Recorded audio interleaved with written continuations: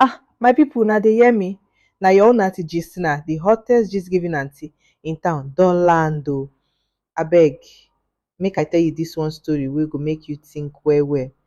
No forget to grab your chair well, because the matter wey I wan drop today go shock you. The story is about Maya. Hmm, you go see am for the next few minutes. Stay tuned, my people.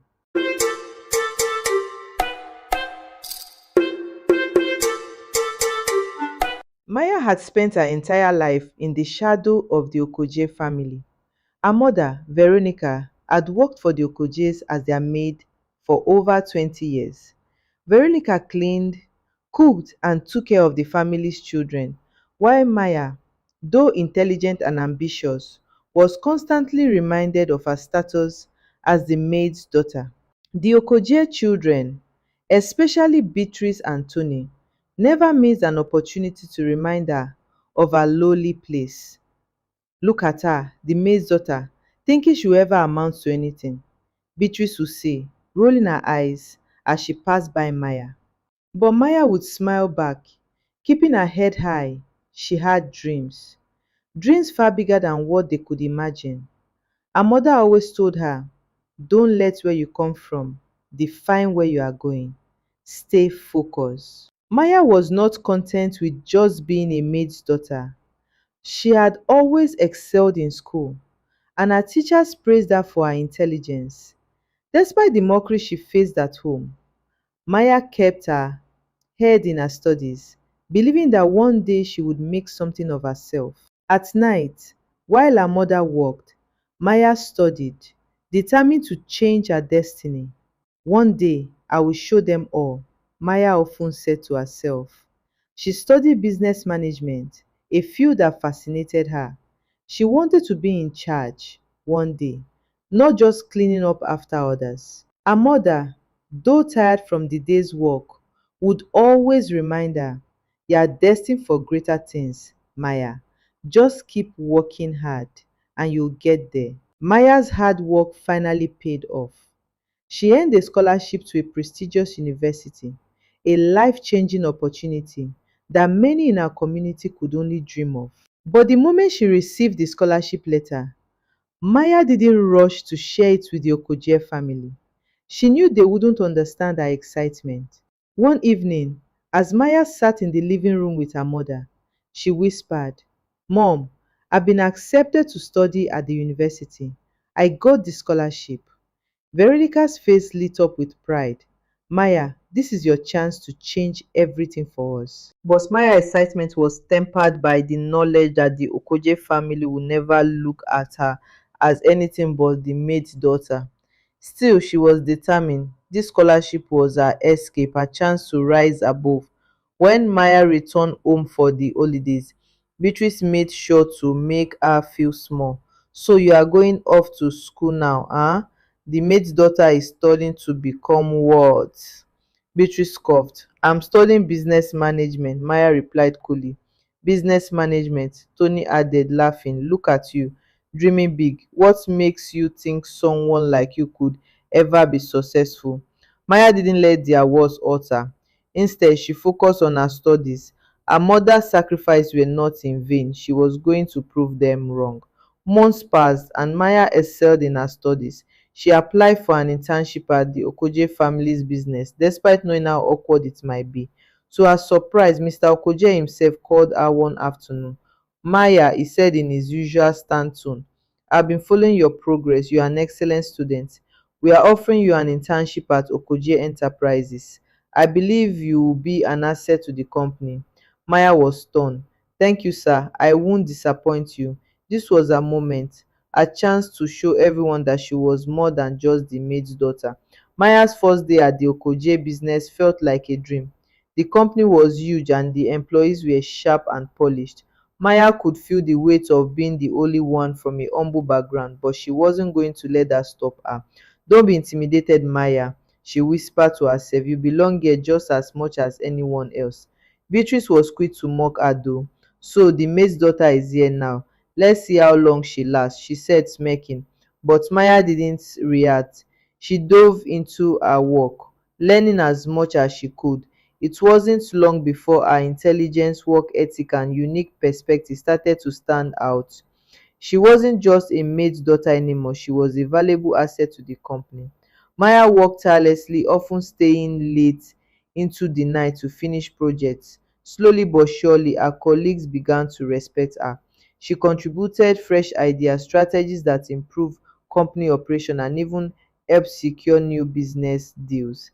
Mr. Okoje began to take notice. One afternoon, he called her into his office. Maya, I have to say I'm impressed. You are quickly becoming one of the company's top interns. I'm considering promoting you to a full-time position, he said. Maya's heart swelled. This was everything she had worked for. She was finally being recognized for her abilities. One day, while cleaning out an old storage room in the Okoje mansion, Maya discovered a box filled with old letters. They were from her mother, Veronica, to Mrs. Okoje. Maya hesitated, then opened one. Dear Mrs. Okoje, there are things in my past I've never shared with you. I came here to work for you because I owed a debt I must never speak of. Maya's hands shook as she read on.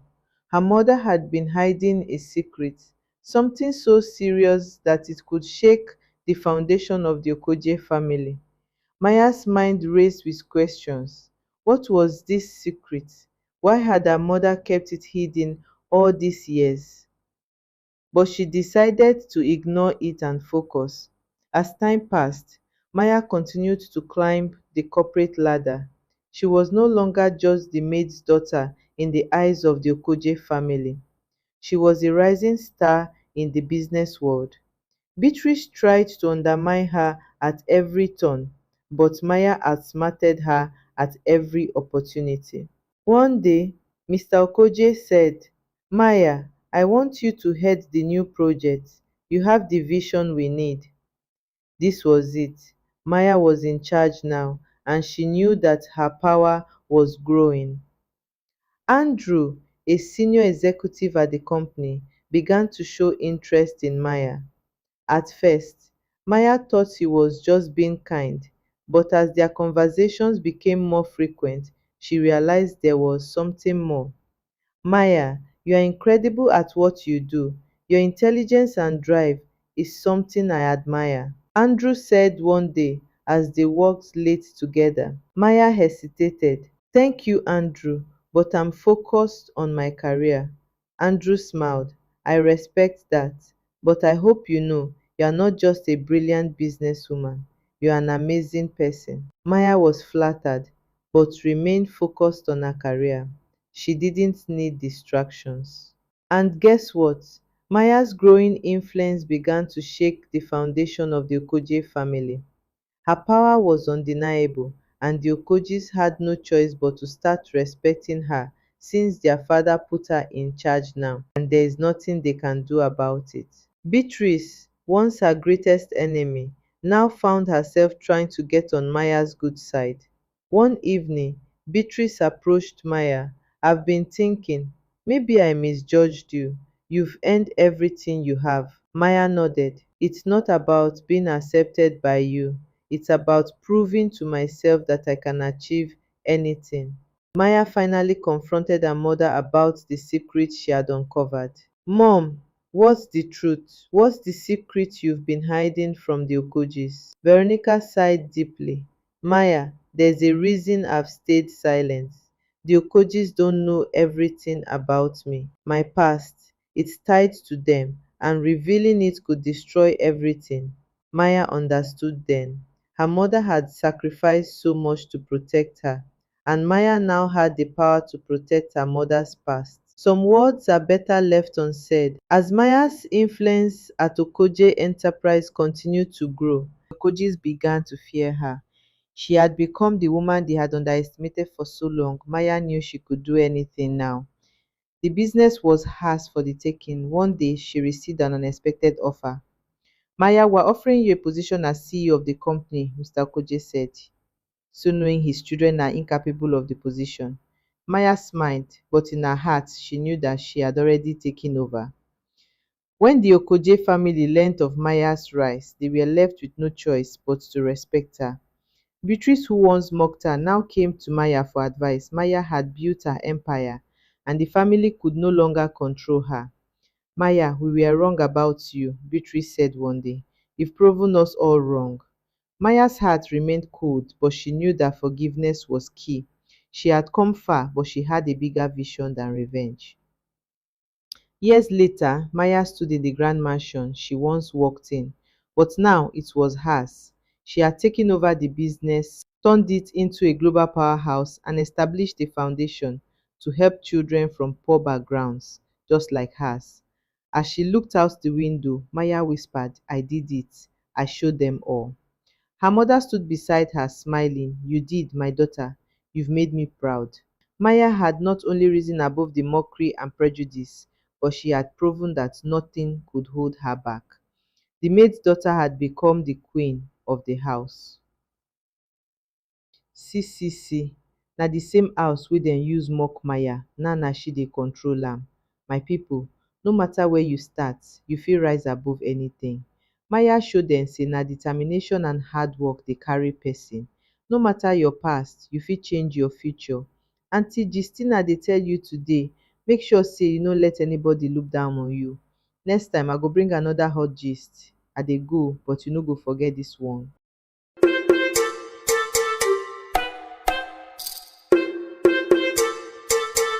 My people, let me set the scene for you. Dat night Lagos was on fire. It was one of those high class invite only parties where everybody comes to show up. People were not working, they were floating. Men came with their beards carved like sculpture, and the ladies, their wigs were sitting like thrones, and their heels were scraping heaven's gate. Now our sweet Yemi wasn't even planning to attend though. She had just gotten off a stressful week at work. Her boss had shouted at her for something she didn't do. Her salary was still hanging like mango that refused to ripen, and her heart, it had been single for too long.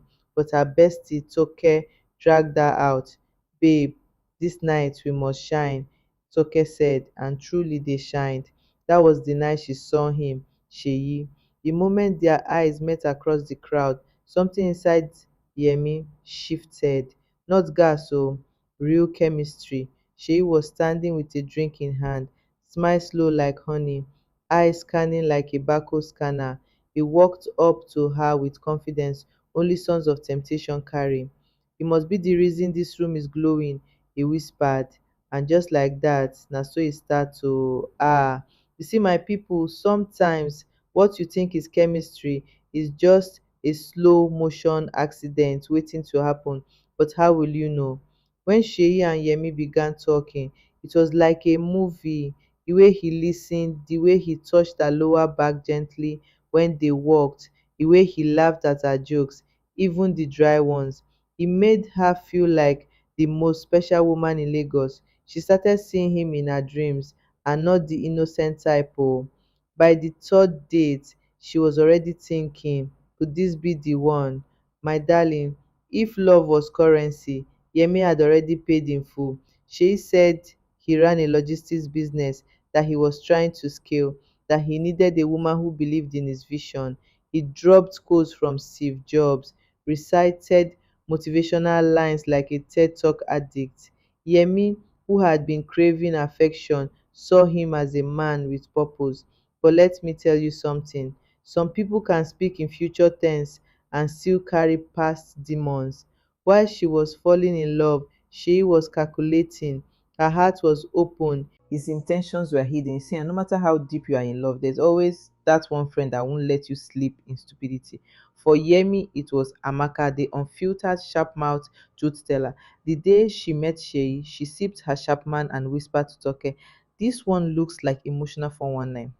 Amaka did background checks like FBI. This guy no dey post family, no real friends, no LinkedIn history. Babe, open your eyes, she warned Yemi. But when a woman is in love, advice sounds like background noise. Yemi waved them off. People change. Maybe he just made some mistakes in the past. He's trying to be better now. My sisters and brothers, love can make a PhD holder behave like a dropout. Yemi became his lawyer, his cheerleader, his unpaid therapist. She stopped picking calls from friends who questioned him. She deleted herself from WhatsApp groups where they dragged his name because to her, Sheyi wasn't perfect, but he was hers. If romance was a sport, Sheyi would have Olympic gold. He knew how to package nonsense like it was premium caviar. He would send flowers to Yemi's office with handwritten notes. To the woman who makes my dreams possible, he would call her my investor in love and promise her a future filled with Range Rovers and Dubai summers. On her birthday, he surprised her with a staycation in a luxury hotel. Yemi was over the moon, snapping pictures and posting. When you date a man who understands your love language, but guess what? Sheyi borrowed money to fund the trip. From who? We didn't know yet. But one thing was sure, his charm was sponsored by debt. He would talk big dreams, say things like, I'm in talks with investors or I'm about to close a deal that would change our lives. But rent was due. His account balance was shouting for help. Still, he was confident. Why? Because Yemi was now emotionally invested and financially too. Slowly, she began dipping into her savings. Babe, just 200K to cover this shipment, he'd say. I'll pay you back in 2 weeks. 2 weeks turned into 2 months. But each time, he would show up with chocolate, kisses, and sweet nonsense. He wasn't just dating her, he was managing her like a project. The truth is, red flags don't always wave in the wind. Sometimes they come wearing suits and smelling like Creed perfume. At first, it was the little things. He would get irritated if she asked too many questions. Why are you always doubting me? He'd snap. When she tried to discuss her feelings, he'd say she was too emotional. You are too intense. He'd say, relax. One day, she accidentally saw a message pop up on his phone, a flirty text from another woman. When she asked, he flipped it. You are checking my phone now, so you don't trust me. Before she could respond, he stormed out, left her crying. My people, that's how emotional manipulators operate. They make you feel guilty for catching them red handed. But Yemi was deep in it. She was now walking on eggshells, laughing when she didn't feel like it, apologizing for things she didn't do, trying to fix the relationship. She kept hoping that the sweet Sheyi from the beginning would return. But baby, that Sheyi was never real. That was just his audition tape. One Saturday afternoon, as the sun was doing over Shabi on Lagos roads and NEPA had just taken light again, Amy was chilling at home in her silk robe when Sheyi showed up with a small box in his hand. She gasped. Is this what I think it is? Sheyi knelt down. Yes, so knelt down like a Nollywood prince, but guess what? When she opened the box, it wasn't a ring inside, it was a car key. A small Toyota Corolla that looked like it had seen better days. Baby, this is a promise of greater things, he said. I just wanted you to know I see you. Yemi cried oh, she wept tears that could baptize a congregation. She hugged him, kissed him, and thanked the stars. But Aunty Gistina must ask, where did the money for that car come from? Did he buy it with clean hands? Later, we would find out the car wasn't even in his name. He had leased it from one dubious uncle that worked in clearing and forwarding, with a warning that if payment wasn't complete in 2 months, the car would be repossessed. My people, even the promises were on credit. This is where the story begins to scatter. One evening, as the mosquitoes were performing jazz in the living room, Sheyi brought up a new character, Mr. Ade. He said, babe, this man is the plug. He's wealthy, connected, and can invest in my new business idea. I need you to help me close this deal. Yemi, with her usual supportive spirit, asked, how can I help? That's when the devil showed his full teeth. Sheyi said, babe, Mr. Ade likes you. If you just spend one night with him, one night, oh, he's ready to invest millions. This is our big break. Chineke God. Yemi froze, her ears rang. Wait, she said, are you asking me to sell my body for your business? Sheyi didn't flinch. He sipped his drink and said, it's just dinner and whatever he wants. It's not a big deal. I'm not asking you to love him just one night. My people, is this love or advanced pimping? Is this how deep we've fallen? Can a man look you in the eyes, call you queen in the morning and prostitute in the evening? That night, Yemi couldn't sleep. Her heart was pounding like Yoruba drummers at a traditional wedding. She stared at the ceiling, and remembered her late mother's word, "Don't let any man turn you into a market commodity." By morning, her decision was made. She met Sheyi in the living room, his arrogant face glued to his phone. "I can't do it," she said quietly. He looked up confused. "Do what?" "I can't sleep with Mr. Ade. I'm not that kind of woman." "And my people," Sheyi exploded, "you're selfish, you're ungrateful. After everything I've done for you, this is how you repay me." He screamed. His voice shook the walls. Yemi stood her ground. "No amount of love or loyalty should cost me my dignity." And that was the end of it. Or so she thought. Shay didn't just break up with Yemi. No, he scattered her name. He went from friend to friend, group chat to group chat, telling stories that would make Lucifer proud. He said she was a gold digger, that she used him for clout, that she was the one chasing Mr. Ade behind his back. He even went on social media and posted subliminal messages like, "Not every queen deserves a king. Some women can't recognize opportunity, even when it knocks with a suitcase." I dodged a bullet. Yemi's heart broke in slow motion. She had loved this man. She had sacrificed her peace, her money, her time, and now he was dragging her name like agbalumo on sand. But guess what? Her friends, those same friends she had ignored, gathered around her. They pulled her from the pit. They reminded her who she was, a queen, not a pawn. After weeks of crying, self blame, and questioning her worth, Yemi wiped her tears, tightened her scarf, and stood up. No makeup, no lashes, just raw determination. She opened her laptop, updated her resume, and started freelancing. She began baking at night and selling during the day. She watched YouTube tutorials, she attended webinars. Slowly but surely, she built a business, not with Mr. Ade's money, not with Sheyi's lies, but with her own two hands. At first, sales were slow, others were few. Some customers paid late or not at all. But she didn't stop. She was focused. She knew that healing wasn't just emotional, it was economic. Months passed, and Yemi's kitchen business grew wings, then legs, then wheels. She opened a small shop, hired two assistants, bought a POS machine. She started sleeping peacefully again, this time without fear of betrayal in the middle of the night. My darling, they thought she would crumble, but she rose like bread inside the microwave. It was a rainy Thursday afternoon. The sky was weeping like a betrayed lover, and thunder was playing drum set in the clouds. Yemi was in her office. Yes, so her own office, with a glass door and her name proudly printed on it, when her secretary knocked softly. "Ma, there's someone here to see you." He says his name is Sheyi. The name alone made Yemi's blood pause for half a second, but she didn't flinch. She adjusted her silk blouse, applied a quick coat of lip gloss, and said, "Let him in." And guess who walked in looking like expired heartbreak? Sheyi. Same Sheyi who once told her she wouldn't survive without him.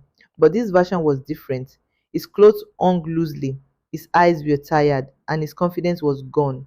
He looked like a once vibrant film now faded from overplaying. He knelt down. No pride, no performance, just raw regret. "Yemi, please, I'm sorry," he said. "I was foolish. I've lost everything. My business collapsed. My landlord kicked me out. My parents won't take my calls. I need help, even if it's just advice." But Yemi, she didn't smile. She didn't cry. She simply crossed her legs. Yemi looked at Sheyi, but she was no longer seeing the man who once made her heart flutter. She was seeing a lesson, a reminder, a past chapter that had almost destroyed her story.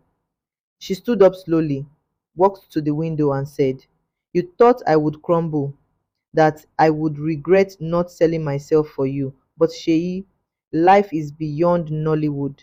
This is not a badly written film where the woman loses her way and comes crawling back. This is real life, and in this story, I found myself. Shay tried to interrupt, but babe, she turned sharply. Don't call me that. You lost that privilege the day you asked me to trade my body for your ambition. And then, with the calmness of a woman who's healed, she said, I don't hate you. I don't even wish you harm. But you and I, we're done. I found peace without you, and I intend to keep it that way. Mic drop, my people. That kind of confidence doesn't come from beauty cream, it comes from growth. From that day on, Yemi's name became synonymous with resilience. People began inviting her to speak at conferences. How did you bounce back? They would ask, and she would smile, cross her legs, and say, I stopped waiting for someone to save me. I became my own rescue plan. She expanded her business, ventured into catering, delivery logistics, and even opened a mentorship program for young girls called the Phoenix Circle. Sheyi, on the other hand, faded into the background. He moved to a smaller town, trying to pick up the pieces. He would sometimes watch Yemi's interviews on Instagram and sigh, his heart heavy with had I known. But Yemi, she was too busy glowing to notice the past lurking in the shadows. One glorious night, Amy was invited to a major Women in Business award gala. The red carpet was hotter than a frying pan, and the paparazzi were screaming her name like she was Beyonce's cousin. As she stepped up to receive her award, Entrepreneur of the Year, she paused and looked at the audience. She said, this award is not just for me. It's for every woman who gave too much to the wrong man, for every girl who thought her value was tied to someone else's dream. I'm living proof that you can lose everything, even yourself, and still rise again. They all erupted. Some cried, some screamed, but one thing was certain, her story had become a testimony. Years passed, Yemi didn't just grow, she soared. She bought her own house, drove her dream car, and most importantly, she found peace, real, deep, uninterrupted peace. And love, love found her when she wasn't even looking. His name was Bayo. Quiet strength, deep eyes, no drama, just consistency. He respected her past and celebrated her growth. And unlike Shay, he didn't need saving. He came whole. They didn't rush, they dated quietly, like grown ups who had seen life. And when he proposed, he didn't do it with a hidden agenda, he did it with love, commitment, and a solid plan. And Yemi said yes, not because she needed him, but because she had already found herself and it was just the bonus. So, my dear listener, let Aunty Gistina leave you with this one golden truth. Life no be Nollywood script. Real life dey deeper, messier, and sometimes more painful, but e dey also more rewarding. Amy could have been another cautionary tale, but instead she became a blueprint for survival. To every woman and man listening, no let someone else's confusion become your cage. No trade your value for temporary validation, and above all, remember that healing is not weakness, it is the beginning of a new story. Me, I don tell you the gist, and as always, I remain your one and only Aunty Gistina, the hottest gist giving auntie in town. Until next time, stay sharp, stay woke, and stay valuable.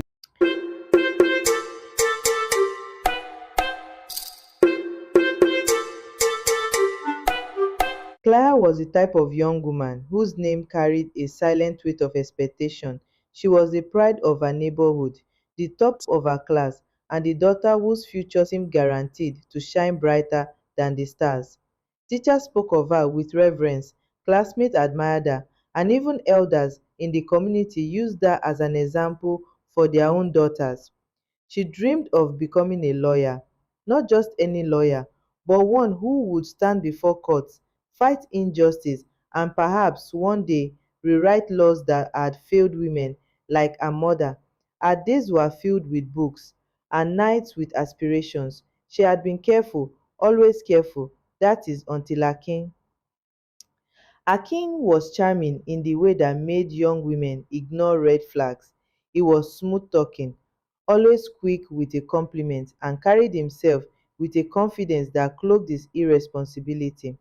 They met at a mutual friend's birthday party. At first, she kept him at arm's length, but he persisted, calling, texting, showing up with thoughtful gestures. Slowly, Walls came down.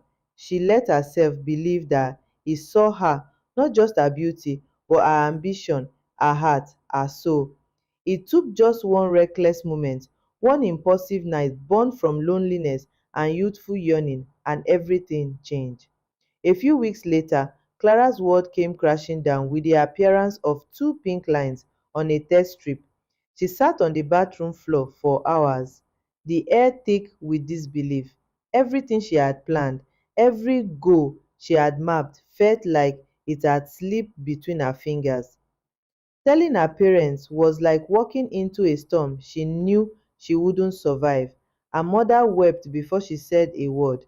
Her father stared at her like she was a stranger. The room became a courtroom, and Clara stood as the accused, sentenced before she could even explain. "You've thrown your future away," her father said, voice hard like iron. "You are no longer the daughter I raised." Her pleas for understanding fell on ears that refused to listen. Her mother asked the same question over and over again. "How could you do this to us?" Then came the worst blow. Akin denied responsibility, claimed the child wasn't his. "We weren't exclusive," he told anyone who asked. "How am I supposed to know if I'm the father?" The betrayal cut deeper than the rejection. Her parents, too ashamed to face their church friends and neighbors, gave her an ultimatum: leave or abort the child. But Clara had already made her choice. She couldn't get rid of what was already growing inside her. She wouldn't. With nothing but a duffel bag, a few clothes, and her university notebooks, she left the only home she had ever known. The apartment she found was a far cry from anything she'd imagined herself living in. The walls were stained with years of neglect, the toilet barely flushed, the window didn't open, and the scent of mold was ever present. But it was a roof over her head, and for now that was enough. Each morning she woke up nauseous, hungry, and exhausted. She found a job cleaning a small tailoring shop in the mornings and washing dishes at a local eatery in the evenings. Her body ached constantly, her shoes wore thin, but she never stopped moving. She made a tiny corner in the apartment for her baby, scraps of fabric, a second-hand crib, and an old blanket. She had no savings, no maternity leave, no partner to share the load, just herself. At night, she would talk to her unborn child. "You are not a mistake," she whispered. "You are mine, and I'll fight for you." The war was daily. Hunger gnawed at her stomach, fatigue blurred her vision. Neighbors gossiped, people she once called friends avoided her. But she found strength in that quiet internal promise to give her child a life she herself had been denied. One morning, as rain battered the tin roof of her apartment and her body screamed from another sleepless night, she felt the contractions start. It wasn't time yet, or so she thought. She hadn't even packed a bag. Alone and trembling, she called a tricycle to the nearest clinic she could afford. They barely had enough equipment. The nurse looked worried but said nothing. Hours passed in pain and panic. There was no epidural, just Clara, a clenched fist, and the sound of thunder echoing in the distance. Then came the cry. It cut through the pain, through the fear, through the exhaustion. A soft, powerful wail that filled the room and filled her heart. Clara held her daughter for the first time and wept like she never had before. She named her Omolara, a child born at the right time. No longer just a struggling young woman, Clara became a mother. And in that moment, every rejection, every betrayal, every sleepless night felt worth it. The days that followed were harder than she expected. Diapers were a luxury, so was baby formula. She learned to make do, clothed diapers, homemade baby wipes, and washed everything. Her body hadn't healed, but she returned to work 2 weeks after delivery. There was no time for weakness. She carried Omolara on her back while cleaning offices. When the baby cried, she soothed her in bathroom stalls, whispering lullabies through tears. She barely ate, choosing instead to buy medicine or baby cereal. People stared, some pitied her, others judged her. Another single mother, they muttered, "What a waste of potential." But what they couldn't see was the fire within her. Each day was a battle, but she showed up. She refused to crumple. At night, she studied business books borrowed from a street library, reading by torchlight while Omolara slept beside her. She didn't have much, but she had purpose, and that, she believed, was enough to begin. As Omolara grew from a fragile infant into a curious toddler, Clara found herself caught between survival and ambition. She knew deep down that the jobs she held were barely scratching the surface of her potential. So during her limited spare time, when Omolara was napping or tucked under second-hand blankets, Clara applied for better positions. She submitted countless job applications for receptionist roles, administrative assistant positions, customer service posts, and even teaching assistant jobs. Each cover letter was a carefully constructed plea, highlighting her skills and experience, gently explaining her career gap without mentioning the full weight of what she'd endured. But the rejections poured in like clockwork. Some were polite, "We regret to inform you." Others were blunt, "We are not hiring single mothers." Many gave no response at all. Her hope began to fray at the edges. With every no, she clung tighter to her daughter. Omolara, ever bright-eyed and observant, began to speak early, stringing together words that stunned the neighbors. Clara would sometimes stare at her, wondering if her daughter knew how much she had saved her, how her tiny presence had prevented her mother from falling apart. She took on side hustles, sewing, braiding hair, even buying scraps of fabric from the market and making head wraps to sell to roadside vendors. Her shoes wore out, the soles gave in, but she kept walking. She reminded herself, "This is not the end of my story." Omolara started school in a tiny, underfunded government primary school. The uniforms were faded, the chairs wobbled, and the teachers were overworked. But from the first week, it became clear Omolara was not an ordinary child. She absorbed knowledge like a sponge. Her reading skills leapt ahead of her peers. Her curiosity was endless. While other children played with toys, Omolara was fascinated by gadgets. She would dismantle broken radios and reassemble them, asking questions her teachers didn't know how to answer. One day, a local NGO donated an old desktop computer to the school. Most of the children ignored it. It was slow and barely functional. But Omolara, she was hypnotized. She spent hours after school watching tutorials, experimenting with code, and learning how programs worked. Clara didn't understand the full scope of what her daughter was doing, but she noticed the spark in her eyes, the way she stayed up late tinkering with donated parts, the way her notebooks were filled not with doodles but with codes and algorithms. Recognizing her daughter's gift, Clara Scheid made a decision. No matter how hard it got, Omolara's education would come first. She started saving aggressively, cutting back on her own meals, selling her jewelry, and taking weekend gigs cleaning event halls. Every kobo went into private lessons, data subscriptions, and educational materials. She didn't want her daughter to just survive, she wanted her to soar. One evening, Clara sat in the corner of their small living room, peeling oranges for Omolara when the phone buzzed. It was an unknown number. On the other end, a well-spoken woman introduced herself as a representative from a global scholarship foundation. Omolara had applied secretly through a competition a teacher encouraged her to enter. Out of thousands of applicants, she had been chosen. A full scholarship, tuition, housing, meals, mentorship, all covered. The silence that followed was heavy. Clara Scheid couldn't speak.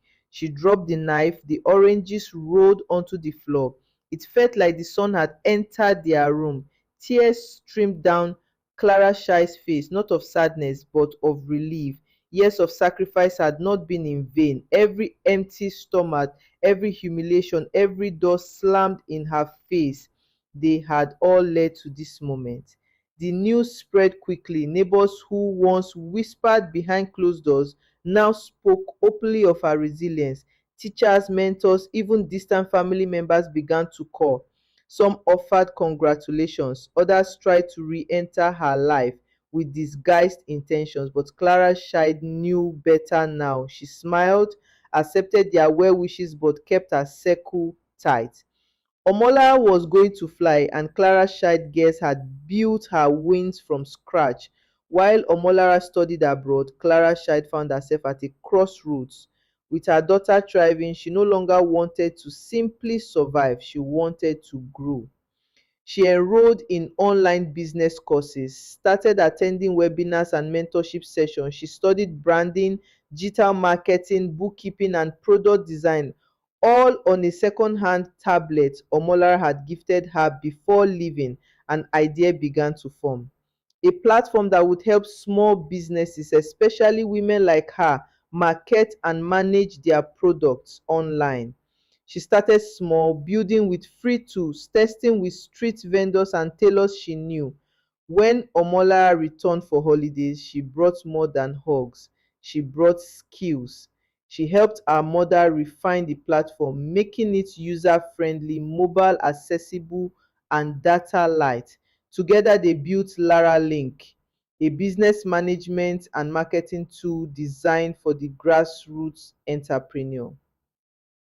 Investors began to notice, first small grants, then seed funding, then major partnerships.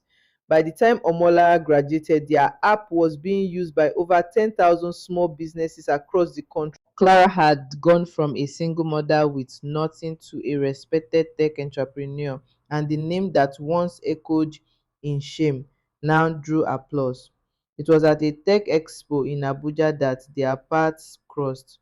Clara was there as a panelist sharing her journey as a woman in business. She didn't know she was being watched from the front row by a man who had built one of the biggest logistics companies in Africa, Babatunde Akinyemi. He approached her after the event not with arrogance but with sincere curiosity.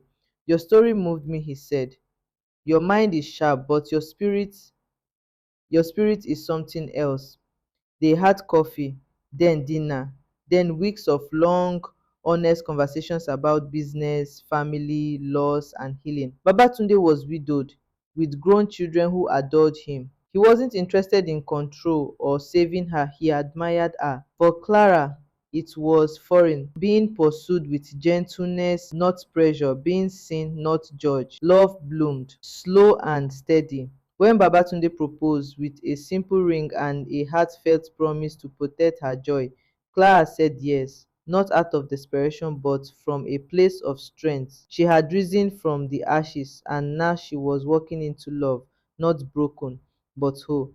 Even as Clara's world bloomed with success and happiness, shadows from the past crept in quietly like unwelcome guests. It began subtly. A message slipped through her social media, an indirect mention from a mutual acquaintance, then a phone call that made her heart stop. Akin, the father who had vanished, was seeking to reconnect. The news shocked her to her core. Memories crashed over her, those lonely nights when her phone stayed silent, the bitter sting of rejection from their families, the whispered rumors that followed her wherever she went. The father who had denied his child was suddenly knocking on the door of their lives. She wrestled with an avalanche of emotions: anger, betrayal, confusion, and a reluctant curiosity. Could she ever forgive the man who had abandoned her in the hardest time of her life? Was there space in her heart to allow her daughter to know the father she never met? Her parents too reached out, their voices trembling with regret and shame. They wanted to make amends, to be part of Omolara's life again. But Clara had changed. The shy, scared girl they once dismissed had transformed into a woman who refused to be defined by others' judgments. She spent many sleepless nights reflecting on whether to open the door to her past or firmly shut it forever. The wounds ran deep, but she also knew that healing sometimes required confronting pain head on. The meeting was arranged in a quiet, neutral cafe away from the prying eyes and whispers of their old neighborhood. Clara insisted Omolara be present. If Akin wanted a place in their lives, he had to earn it in front of his daughter. When Ake arrived, he looked different, older, humbled by years of regret. His voice trembled as he apologized, explaining how his life had changed, but how he had been too proud and afraid to admit his mistakes earlier. He spoke cautiously, afraid that his words might reopen wounds. Clara listened quietly but remained firm. She told him that forgiveness was a journey, not a destination. Trust must be earned, and respect was non negotiable. This wasn't about reconciliation for her sake, it was about protecting Omolara's peace and well being. For Omolara, the meeting was a complex swell of emotions. She had grown up with stories of a father who disappeared, and yet here he was, real and fallible. Her heart wavered between resentment and a longing to understand the man behind the silence. Meanwhile, Clara's parents watched from the sidelines, trying to rebuild fragile ties. Their attempts were awkward and slow, their regrets sometimes too little too late. Yet Clara practiced grace, knowing that forgiveness was as much about freeing herself from bitterness as it was about healing others. The wedding day was a spectacular contrast to the humble beginnings Clara Binons knew. The grand hall glittered with chandeliers and fragrant blooms. A vibrant mix of family, friends, and colleagues gathered to celebrate a woman who had fought fiercely to claim her happiness. Clara's traditional lace dress shimmered in the warm light, each thread woven with pride and resilience. Her makeup was flawless, but it was a smile, calm, radiant, and unshakable, that captivated everyone. Babatunde, standing beside her, was the picture of quiet strength. His steady gaze and gentle touch showed the deep admiration and love that had grown between them. Omolara, adorned in matching attire, radiated with pride. The little girl who once struggled in a cramped apartment now stood tall as a young woman whose future was brighter than anyone could have imagined. The ceremony was filled with laughter and tears. Vows were exchanged not just as promises of love, but as declarations of shared dreams, respect, and unyielding partnership. At the reception, the air buzzed with joyous celebration. Stories were told, dances were shared, and hearts were full. For Clara, the day was not just a wedding but a powerful affirmation. A mistake had blossomed into a miracle. With Babatunde's unwavering support and Omolara's innovative mind, Clara's company, Lara Link, became a transformative force.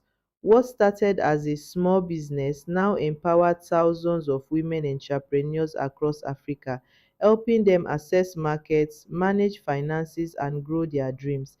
Clara traveled to conferences, sharing her story with raw honesty, inspiring women who felt trapped by circumstance. Omolara, fresh from university, led tech innovations that kept their platform at the forefront of digital commerce.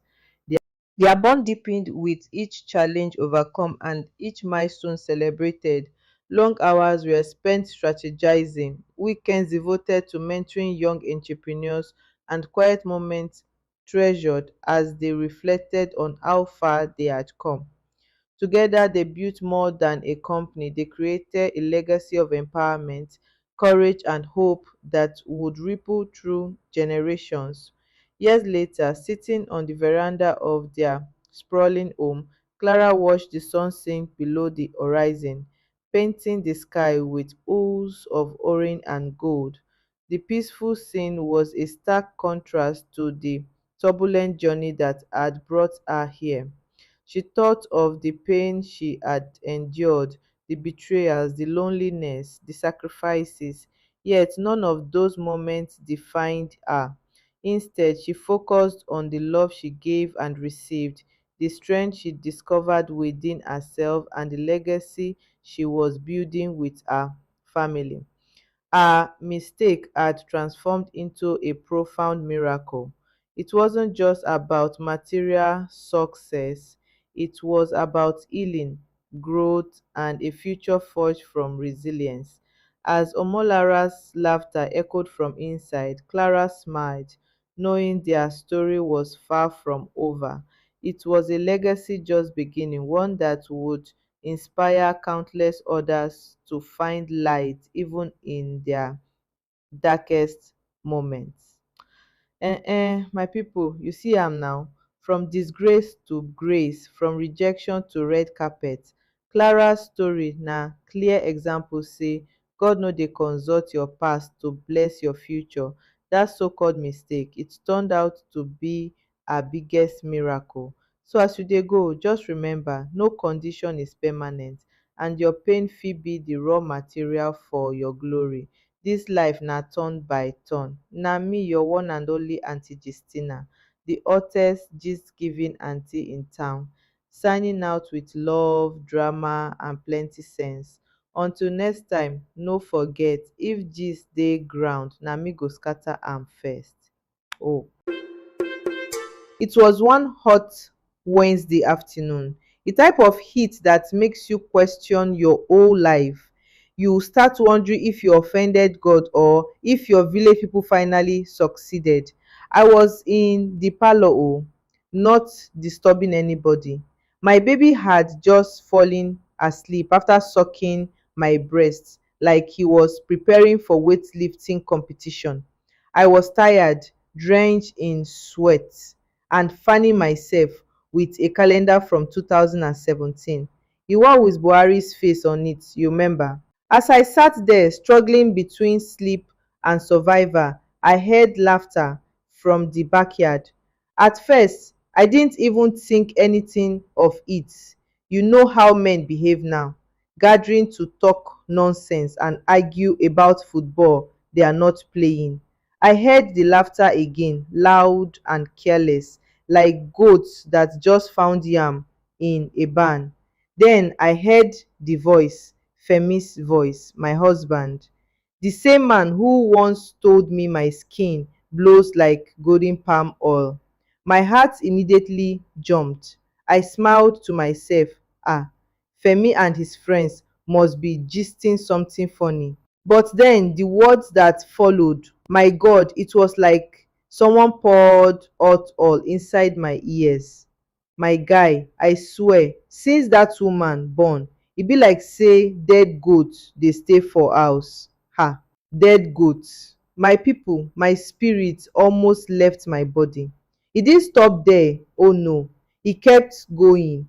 I no dey even fit sleep near her again. I dey use excuse say pikin dey cry make I shift go other room. The smell no be air, I swear. And they all laugh, clapping each other like say na award winning joke e just dropped.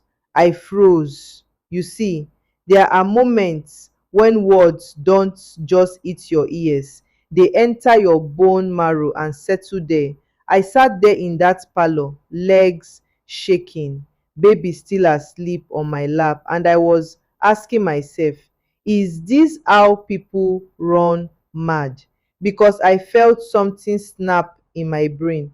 This was the man who once knelt under the mango tree in front of my father's compound and promised to love me forever. The same man who danced with me in the moonlight after we found out I was pregnant. The one who used to press my swallow feet and whisper that I was his queen. Now he was telling his friends that I smell like a dead goat. My darlings, I tell you, death is not only when somebody stops breathing. Sometimes you die while still alive. That day, a piece of me died. The happy, hopeful part of me shattered into pieces like a broken mirror thrown into the street. I wanted to run outside and scream. I wanted to ask him, Femi, is it me you are talking about like that? The same woman who risked her life to bring your child into this world. But I couldn't move. My body was frozen. My mind was racing. My throat was dry. The baby twitched on my lap, innocent, pure, unaware that the father who helped create her had just disgraced her mother in the most wicked, heartless way. I looked around that small parlor. The TV was off. The fan was spinning lazily. On the wall was our wedding photo, me in white, Femi grinning beside me. A photo that now mocked me, a memory turned into a lie. That moment, that was when I knew my story had changed. My people, let me take you back. Because before a tree falls, its roots must have started to weaken underground. Hmm. Before that shame that nearly swallowed me like fufu in hot egusi, there was sweetness, there was light, there was love. Ah, you see me. My name is Dami, only daughter of my wonderful parents, two people who were tougher than dried stockfish and just as valuable. I grew up in the very heart of Osho State, Nigeria, a town where the red earth paints your feet like tribal marks, where goats and chickens walk side by side with you like neighbors, and the smell of akara frying by the roadside will follow you home like a spirit husband.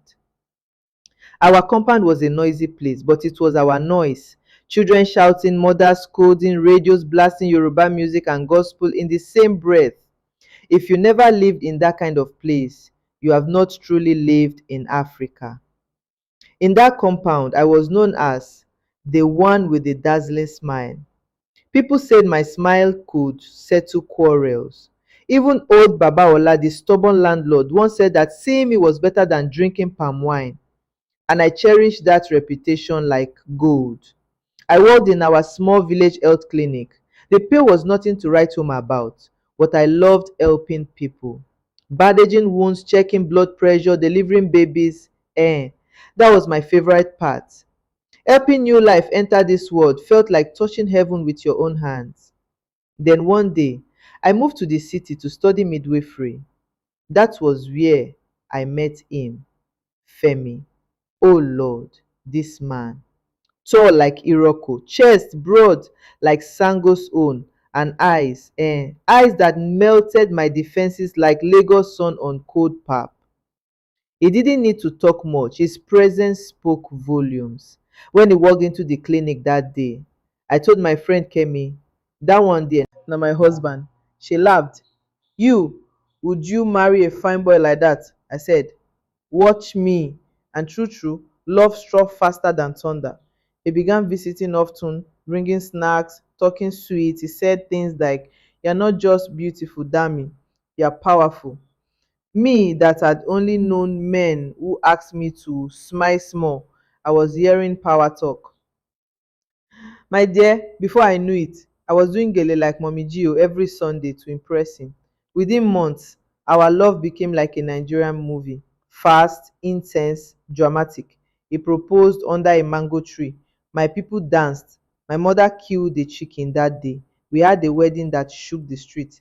I became Mrs. Femi Johnson. That was the beginning of what I thought was forever. But nobody told me that forever can turn into for a while. Nobody warned me that sweet words can become bitter stones. Nobody said that love can expire. My darlings, let me tell you, marriage is not just about rings and wedding gowns, it's about territory. And unfortunately for me, I entered marriage like a lamb walking into a lioness's den, with makeup still on my face and rice still in my hair. After the wedding, I moved into Femi's family house in Egba, not rented flat o, family house. You know what that means now? No privacy, no secret. Every cough, every sneeze, somebody is watching. Upstairs lived his mother, Mama Femi, and two of his cousins, jobless James and lazy Lola, both fully grown adults, still asking for recharge cards. The day I arrived, Mama Femi eyed me from head to toe. She smiled, but that smile was tight, like one that held questions she hadn't asked yet.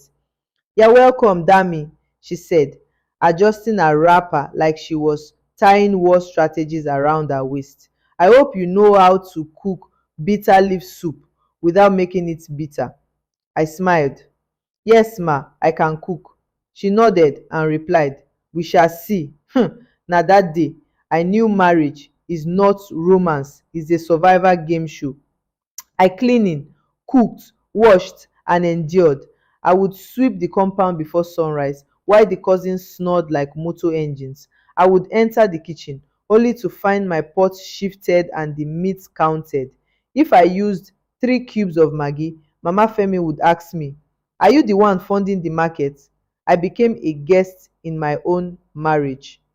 Femi, he tried in the beginning. He'd hug me in the night, rub my back, kiss my forehead, but the moment his mother complained, he folded like weak dodo.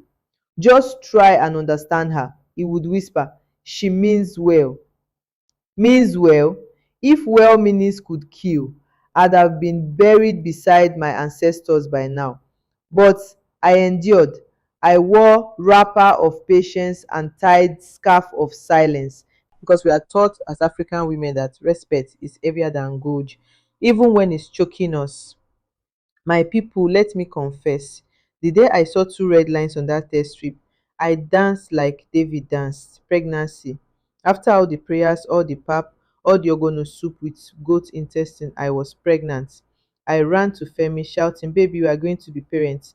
He lifted me and spun me around. I still remember that day clearly.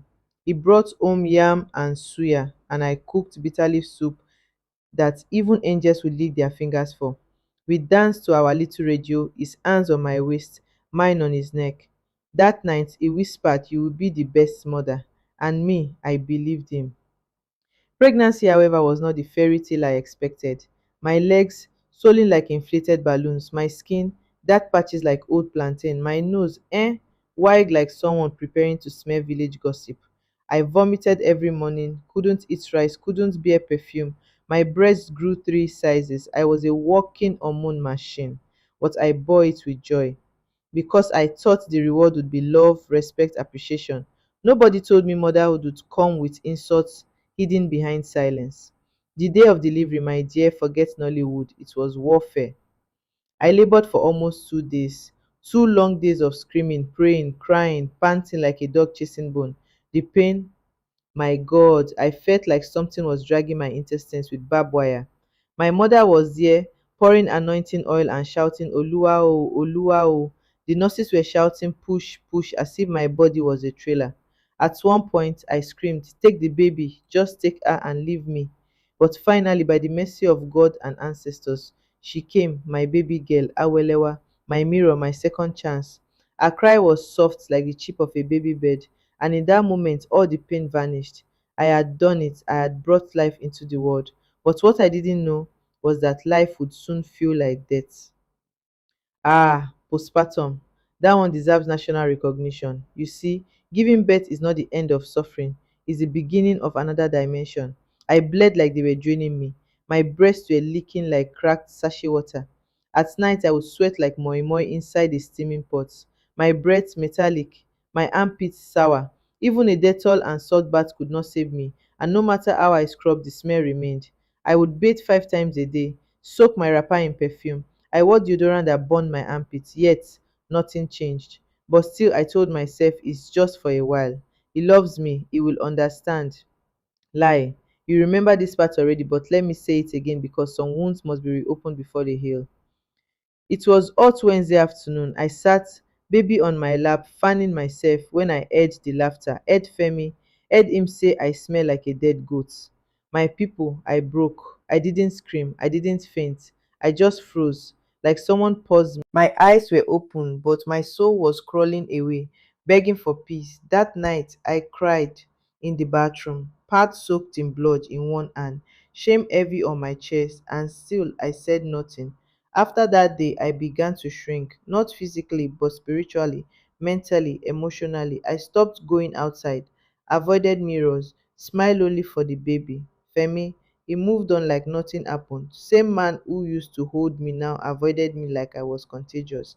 And when I confronted him gently, he waved it off. "You they overthink." His mother, she joined the choir of blame. "A man doesn't just change," she said.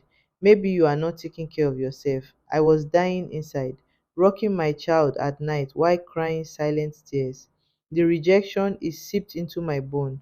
One night, as I rocked my baby to sleep, I began to tell her stories, not of pain, but of power. I told her of Queen Amina of Zaria, who led men into battle, of Ya Asantewa, the woman warrior of Ghana, of Wanyerowa who stood against British taxation. I told those stories to her, but really, I was speaking to myself, trying to remember who I used to be before shame wrapped me in its blanket. Something in me stirred that night. It was small, quiet, but it was there. The final blow came one morning. I tried to join Femi at the table, and he shifted, saying, "Go and brush again, you dey smell." He didn't look at me, didn't blink. That was the moment I broke free. I called my aunt in Ede. She owns a fabric shop and has hands that heal with just a touch. I told her everything. She said, "Dami, come home, bring your baby. Let us take care of you." That night, I packed one Ghana must go, wrapped my baby, left no note, just silence. Ede welcomed me like warm bread. My aunt, she bathed me in herbs, cooked ogbono soup that resurrected my strength, massaged my waist with shea butter and prayers. She looked me in the eye and said, "You are not dirty, you are divine." I cried. Day by day, I healed. I joined a group of mothers, women who had been through fire but came out gold. We laughed, cried, and shared secrets. And Femi, well, no words from him or his mother. I guess he moved on already. So sad. In Ede, with nothing but my pain and my baby's giggle, I began to rebuild myself. My aunt didn't just feed me herbs and kind words. She opened her shop and taught me the fabric business. Every day, I followed her to the market, wrapped my child on my back, and learned the art of trade. I learned to price, to sell, to smile, even when tired. Slowly, I started saving 200 today, 1,000 tomorrow. Before long, I was buying my own small stock with my aunt's support. I started my own little table in the market, and from there, customers grew, word spread. My Ankara combos, always clean, always on point. One customer would bring another. Go to Dami, she go give you correct matching lace, they'd say. I opened an Instagram page. I called it Awelewa Fabrics after my daughter. Others began to come in from Lagos, Abuja, even Ghana. By the end of 1 year, my skin had returned to its brightness. My laughter had become louder. My work was no longer shaky. It was steady like a queen who knew her worth. I bought a small second-hand car. I rented a two-bedroom flat for me and my child. I sent money to my parents monthly. I even started giving at church again. For the first time in a long while, I looked in the mirror and smiled without doubt. My baby turned one and I threw a small but beautiful party in our compound. The cake read, "To the child that reminded me I am strong." Photos from the party made it to Instagram, and one day, just like that, a DM popped up. "Dami, it's Femi." It had been almost 2 years since I left, and he remembered me because of an Instagram post. He looked older in the profile picture, paler, weaker. The Femi I once knew, bold and arrogant, was gone. This one sounded small. "Please, can I talk to you?" I ignored him because he wouldn't have messaged me if he didn't see how well I was doing, but he didn't stop. He began to call my aunt. He sent messages through mutual friends. He even tried to reach my parents. One day I finally picked the call. "Femi," I said calm. He was silent for a second, maybe surprised I didn't shout. Then his voice cracked. "Dami, please. I've made a terrible mistake. I was young, foolish, lonely. I've missed you and Awelewa every day. Mama Femi has been sick and the house is so empty without you." I let the silence press into his chest like hot iron. I finally agreed to meet him after a series of begging, not because I wanted closure, but because I wanted him to see. We met at a small cafe in Osogbo. I arrived wearing a fitted white dress, makeup soft but glowing, my afro packed high like a crown. I walked in with my daughter holding my hand. He stood up shocked. "Dami, you look different." I smiled. "No, Femi, I look exactly the way I'm supposed to." He tried to talk, stammered and begged. He said he was depressed, that his friends don't come around anymore, that no woman had his peace, that he couldn't even sleep properly. "You remember the mango tree?" I asked. He looked confused. "That day you told your friends I smell like dead goat." That laughter. I hear it sometimes when I close my eyes, but it doesn't break me anymore. He bowed his head in shame and embarrassment, regret eating him deep. I want my family back, he whispered. I leaned in and whispered back, the family you lost when you opened your mouth and buried it under shame.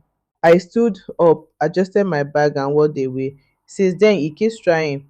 He sends birthday gifts, texts me a long apology, even asked me to come back to our house. But me, I've built something new. My daughter is thriving. I run my own fashion house now. I help other women build businesses. I speak at events. I tell my story, not with shame, but with power.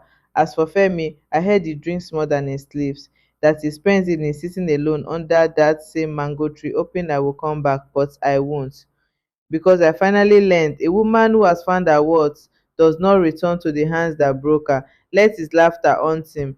Let his loneliness rub him like the insults he threw at me. As for me and my child, we smell of success. So, my dear listeners, never let anybody, not even husband, reduce your worth because of what your body endures for life. Motherhood is not a shameful odor, it is the perfume of survivor.